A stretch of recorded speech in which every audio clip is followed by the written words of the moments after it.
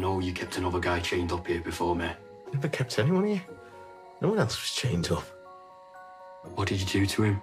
You don't know what you're talking about.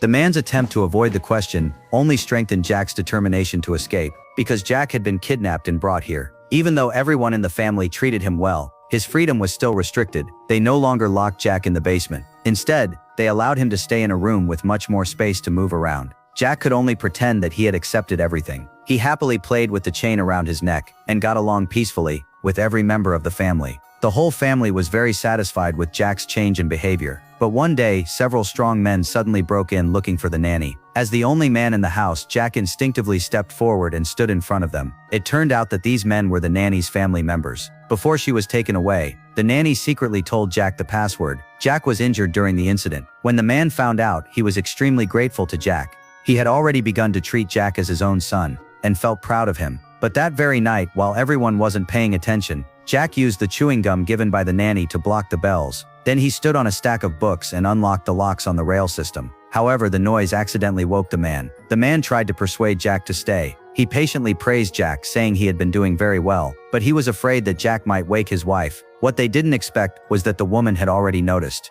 She looked at Jack with deep concern. She truly saw him as her child. She promised Jack that today she would remove the chain from his neck. Jack finally spoke about the pain in his heart. He said he wasn't their family. They had locked him in the basement like a dog. The couple realized that they could no longer keep Jack with them, so they opened the door and let him leave. Jack ran for a long time, until he finally collapsed on the highway from exhaustion. Eventually, he was rescued by the police. While he was in the hospital, his mother reported the incident to the police. She claimed someone had imprisoned him as a replacement for their son. But when the officers came to investigate after Jack was discharged from the hospital, Jack said that he had only said those things in the hospital because he was delirious. In reality, he had simply run away for a while to have fun. As he answered the officers' questions, he glanced at his mother, who was busy playing on her phone. But in his mind, he was thinking about that family. Jack asked his mother why she had called the police. To his surprise, she said she hadn't reported anything. She explained that she had only sent a few messages. Only then did Jack realize that it was his ex-girlfriend who had reported the case. At that moment, Jack finally understood that his mother didn't really care about him at all.